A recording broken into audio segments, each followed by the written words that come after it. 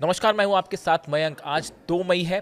पिछले 12 घंटे के अंदर ईरान और अमेरिका से जुड़े जितने ताज़ा अपडेट हैं वो मैं आपको बताऊंगा। हॉर्मूज में क्या हो रहा है ये आपको बताऊंगा, लेकिन एक उसके पहले ज़रूरी है रूस से आई एक खबर की चर्चा करना होगा और ये समझना होगा कि आखिर ट्रंप और पुतिन के बीच क्या हो रहा है।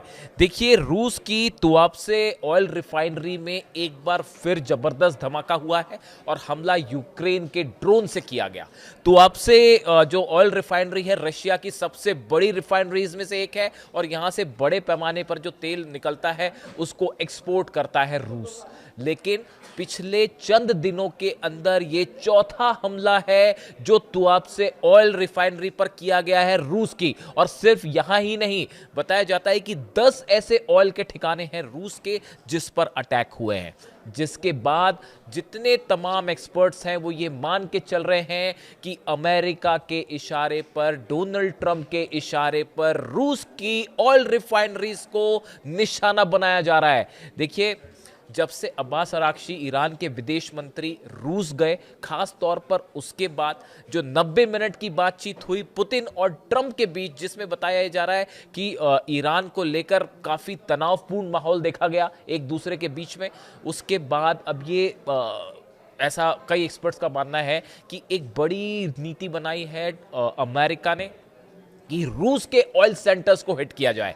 लेकिन ये तेल जलाने का अंजाम बहुत बुरा भुगतना पड़ सकता है अमेरिका को, क्योंकि सऊदी, दुबई, बहरीन, जॉर्डन जितने देश हैं सबके ऑयल ठिकाने जो हैं वो ईरान के निशाने पर हैं। देखिए, हम इसकी बात करें, लेकिन जो खबरें आ रही हैं ईरान से, अभी तक आपने इस तरह की खबरें देखी सुनी होगी सब तरफ कि अमेरिका हमला कर सकता है ईरान पर, अमेरिका जो है वो ग्राउंड ऑपरेशन कर सकता है एक बार फिर, खारमर, केशम आइलैंड और अबू मूसा यहाँ पर ग्राउंड ऑपरेशन हो सकता है। लेकिन सोर्सेस अब ये बता रहे हैं कि ईरान की तरफ से एक बड़ी रणनीति बना ली गई है अमेरिका के ब्लॉकेड को तोड़ने के लिए।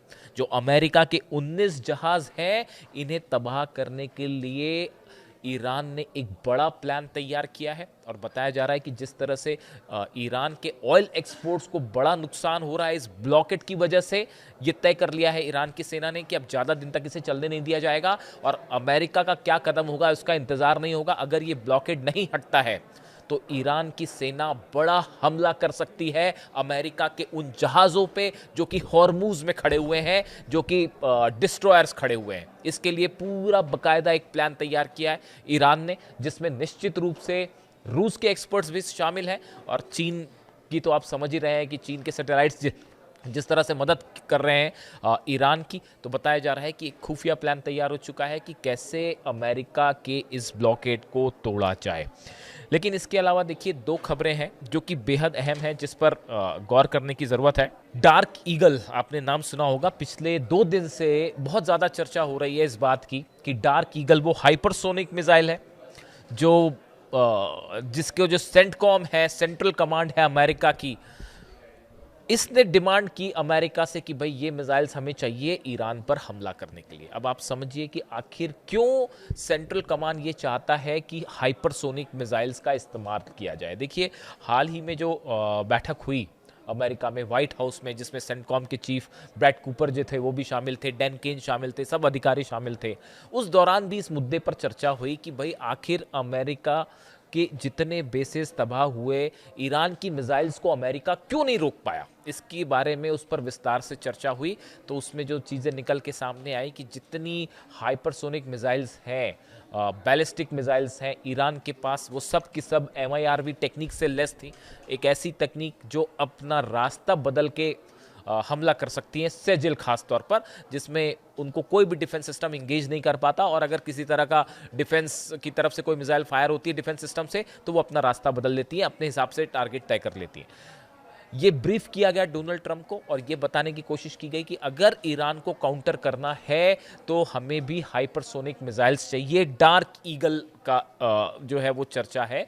देखिए, इसकी बड़ी वजह है, ईरान ने पिछली बार जो हमले हुए अमेरिका और इजराइल की तरफ से, उसमें एक बड़ा निशाना था ईरान के लॉन्च पैड्स, वो लॉन्च पैड्स जहां से ईरान अपनी मिसाइल्स फायर कर रहा था। इस बात को ईरान ने समझा कि किस तरह से हमारे जो लॉन्च पैड्स हैं उसको तबाह किया गया, वो तेजी से फिर से बना लिए गए हैं। जितना सीज फायर का ड्यूरेशन था उसमें करीब 80% लॉन्च पैड्स जो तबाह हुए थे उनको फिर से तैयार कर लिया गया है, जो कि इन्फॉर्मेशन है। लेकिन फिर भी जो लॉन्च पैड्स थे उनको बड़ा नुकसान हुआ। तो इसके चलते ईरान ने ये रणनीति बनाई कि उसने अपने लॉन्च पैड्स को उन लोकेशंस पर रखा जहां पर अब उसे सीधा अमेरिकन मिसाइल्स हिट ना कर पाए। देखिए, जो टॉमहॉक मिसाइल्स फायर करता है अमेरिका, या अपने वॉरशिप से जो मिसाइल्स फायर करता है, वो किस रूट से ईरान में एंटर करती हैं, कैसे ईरान के लॉन्च पैड्स को तबाह करती हैं, या एयर बम्बार्डमेंट में कैसे तबाह होते हैं, इसको ध्यान में रखते हुए ईरान ने, जैसा एक्सपर्ट्स बता रहे हैं, कि अपने लॉन्च पैड्स को थोड़ा पीछे खींच लिया है। देखिए, जो फतह की रेंज है, या सेजिल की रेंज है, या खुर्रमशहर 4 की रेंज है, अगर ईरान अपने लॉन्च पैड्स को थोड़ा पीछे भी कर लेगा तो भी इससे कोई फर्क नहीं पड़ेगा। ईरान की मिसाइल्स की रेंज काफी लंबी है और जितने जहाज हैं वो सब रेंज में हैं। अब सवाल यह है कि अगर ईरान ने अपने लॉन्च पैड्स को रीलोकेट किया है तो ऐसे में कैसे उन्हें निशाना बनाया जाए। इसीलिए इस्तेमाल का चर्चा शुरू हुई कि ये जो डार्क ईगल हाइपरसोनिक मिसाइल है, जिसकी रेंज जो है करीब 2780 यानी 3000 किलोमीटर पकड़ लीजिए, 3000 किलोमीटर रेंज है और 6174 किलोमीटर प्रति घंटे की रफ्तार से ये उड़ सकती है। इसी वजह से अपने शिप्स पर इस मिसाइल्स को तैनात करने की प्रक्रिया ऑलरेडी शुरू हो चुकी है। इसीलिए कहा जा रहा है कि जंग के लिए पहले की जो प्रिपरेशन है वो बहुत तेजी से चल रही है और इस बात को ईरान भी भली भांति समझ रहा है, ठीक से समझ रहा है।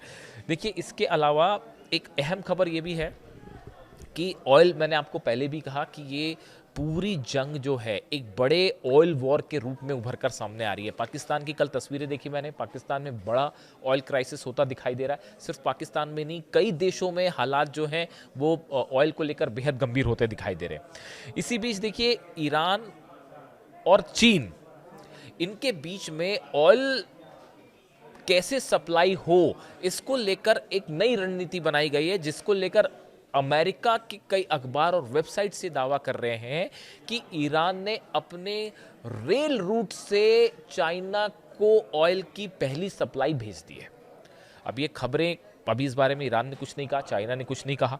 देखिए, ये बताया जा रहा है कि जो ये रेल रूट है ये कजाकिस्तान, उज़्बेकिस्तान, तुर्कमेनिस्तान से होते हुए ऑयल जो है ये सप्लाई हुआ है चाइना को। 2016 में पहली मालगाड़ी चीन से ईरान पहुंची थी। लेकिन देखिए, मालगाड़ी भले आई हो, लेकिन जो आप जब कच्चा ऑयल सप्लाई करते हैं, क्रूड ऑयल कहीं सप्लाई करते हैं, तो उसके लिए आपको एक लॉजिस्टिक सपोर्ट चाहिए होता है। तो ये आसान नहीं है। ये उसी रूट पर हो सकता है जहाँ पे पूरे लॉजिस्टिक सपोर्ट्स हैं और पहले से यहाँ व्यापार होता रहा हो। लेकिन इसके बावजूद अमेरिका के कई वेबसाइट्स ने इस तरह का दावा किया है कि ईरान ने पहली बार रेल रूट का इस्तेमाल करते हुए, क्योंकि आप जान ही रहे हैं ईरान के जितने तेल के कुएं हैं वो फुल हो चुके हैं, तो वो ऑयल सप्लाई करना बहुत ज़रूरी है, वरना वो डिस्ट्रॉय हो सकते हैं, ख़त्म हो सकते हैं हमेशा के लिए कुएं। तो ईरान ने बताया ये जा रहा है कि अब रेल मार्ग के जरिए पहला शिपमेंट, मतलब जो पहला उसका जो खेप है वो पहुंचा दी है चीन, और ये रेल रूट से सप्लाई की गई है। हालांकि इसके बारे में अभी कोई कंफर्मेशन नहीं है, लेकिन चूंकि अमेरिका से इस तरह के दावे हो रहे हैं इसलिए इसको थोड़ा गंभीरता से लिया जा रहा है। देखिए, चीन के जो जिनजियांग है वहां से निकलकर अलाशांग को सीमा से होते हुए कजाकिस्तान, तुर्कमेनिस्तान के रास्ते तेहरान वाला जो रूट है ये फॉलो किया जाता है ऑयल के लिए। इस तरह की खबरें हैं। देखिए, इसी बीच एक और अहम खबर ये है, जब ये ऑयल वाली बात है, जो टेंशन है, इसके बीच में खबर आई है चीन के विदेश मंत्री और अमेरिका के विदेश मंत्री मार्को रूबियो के बीच में फोन पर बात होती है, और यहां पे भी ये बात बड़ी गर्मा गर्म बहस हो जाती है। एक प्रकार से बहस ही हो गई, जैसे ट्रंप और पुतिन के बीच 90 मिनट बात होती है, लेकिन उसमें भी कई जगह यूक्रेन को लेकर, ईरान को लेकर अच्छी खासी गर्मा गर्मी दिखाई दी। वैसे ही हाल चीन के विदेश मंत्री और अमेरिका के विदेश मंत्री जो है मार्को रूबियो और वांग यी के बीच में जो बात होती है उसमें भी टेंशन दिखाई दिया, और ये टेंशन था ताइवान को लेकर। देखिए, ट्रंप जो है वो विजिट करने वाले हैं चाइना की। अब चीन ये कह रहा है कि आप विजिट करें, लेकिन आप एक बात को लेकर साफ रहिए, ताइवान को लेकर किसी तरह का इंटरफेरेंस नहीं होना चाहिए, बात नंबर एक। दूसरी, चीन ये कह रहा है कि आप अपनी प्रायोरिटी स्टॉक्स में क्या रखना चाहते हैं वो साफ कर लीजिए पहले से, यानी अपनी प्रायोरिटी क्लियर रखिए कि कहां कहां आपको किस मुद्दे पर बात करना है, हमारे क्षेत्र में इंटरफेयर मत करिएगा, इस तरह की जानकारी है। देखिए, जो खबरें छपी इस स्टॉक्स को लेकर बड़ी इंटरेस्टिंग है। Days before Donald Trump's expected visit to Beijing, China has issued a firm message to the United States, placing Taiwan at the center of tensions.